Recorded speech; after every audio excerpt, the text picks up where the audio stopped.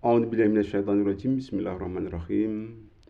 Rabbi shrah li sadri wa yassir li amri wahlul 'uqdatam min lisani yafqahu qawli, amma ba'du. Bapak-bapak, ibu-ibu, dan saudara-saudara yang dirahmati oleh Allah Subhanahu wa taala. Di kesempatan ini marilah kita ucapkan syukur alhamdulillah kepada Allah Subhanahu wa taala, Tuhan yang Maha Pengasih lagi Maha Penyayang.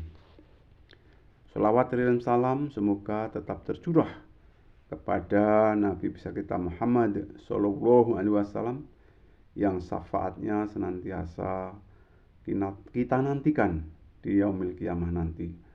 Amin amin ya rabbal alamin.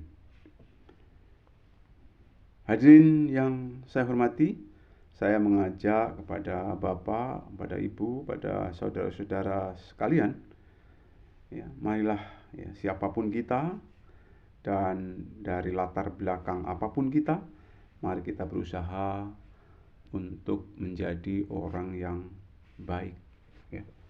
Berusaha untuk menjadi orang yang baik, ya.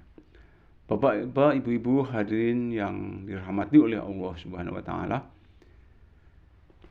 Kita semua ini terlahir di muka bumi ini atas izin dari Allah Subhanahu wa taala. Keluar dari rahim ibu, kita tidak tahu apa-apa, ya. Nah, perlu kita ketahui semua, ya, bahwa ada 3 ketetapan Allah yang telah diberikan kepada kita selaku individu ataupun setiap anak yang lahir di muka bumi ini. Di antaranya masalah rezeki, masalah jodoh, dan masalah umur, ya. Seiring berjalannya waktu, ya, jadi proses kehidupan manusia itu melalui tahapan-tahapan, ya.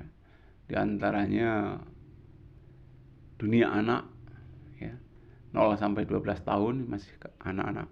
Kemudian remaja 13 sampai 25 tahun. Kemudian 25 sampai 60 ataupun 26 sampai 60 itu dewasa. Kemudian 61 tahun ke atas itu lansia ataupun lanjut usia. Nah, sekarang kita mari mawas diri, ya. Kita ada pada fase yang mana, ya. Mungkin di bawah 12, ya. Antara 13 sampai 25 tahun, ya. Antara 26 sampai 60 tahun, ataupun kita umurnya sudah 61 tahun ke atas. Nah, sekarang kita introspeksi diri kita sendiri.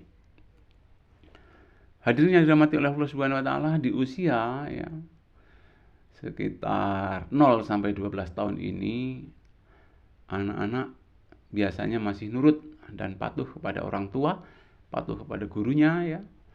Guru ngaji termasuk, ya.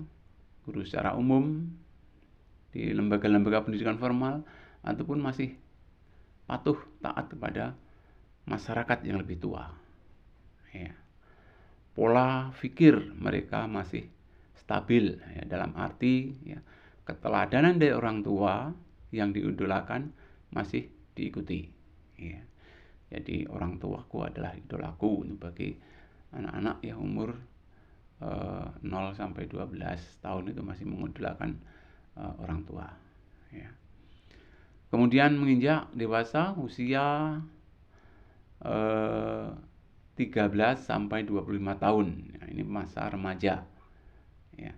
Mereka sudah mampu, ya, menganalisa tentang perkembangan dunia yang semakin modern ini, ya.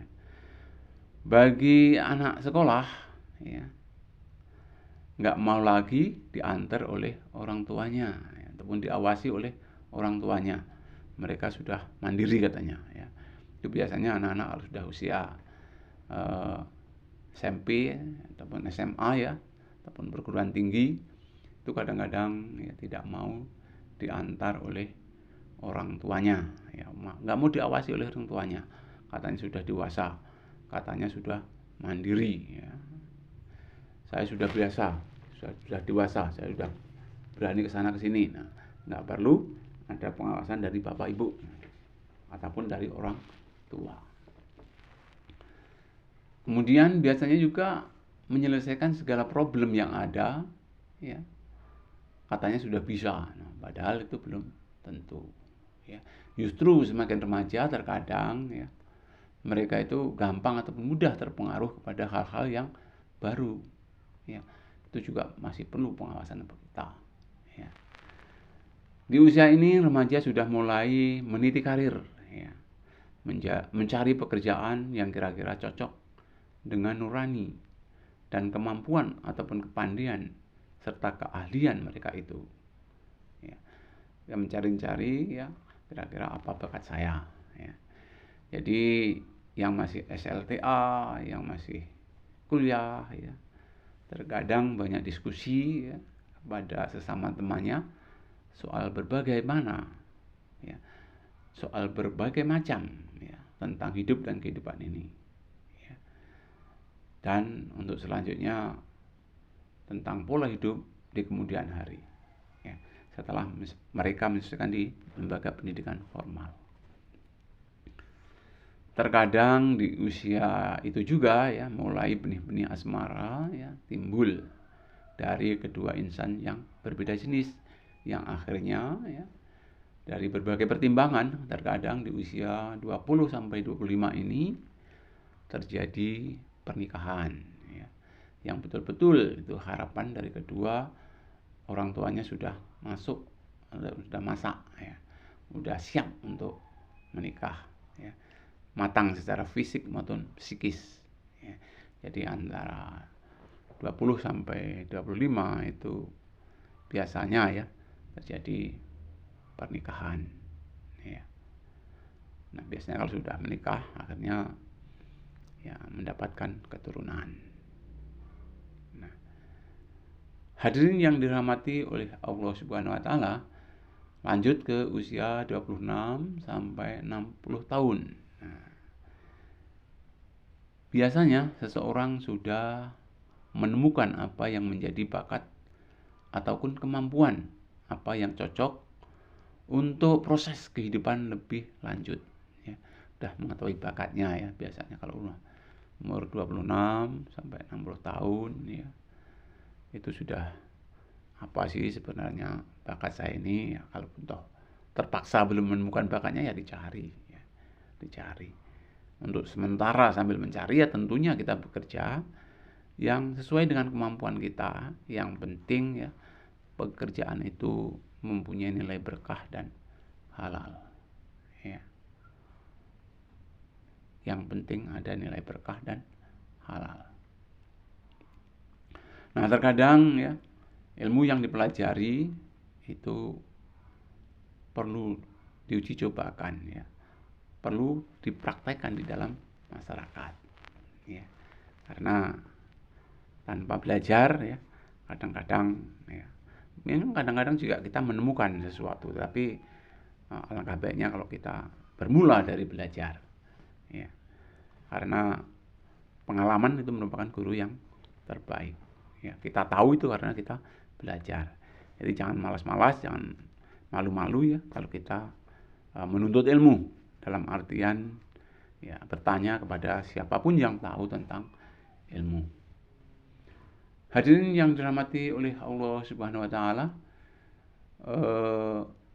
berbagai uji coba ya yang telah mereka laksanakan ketika usia tersebut, akhirnya mereka di masyarakat insya Allah karirnya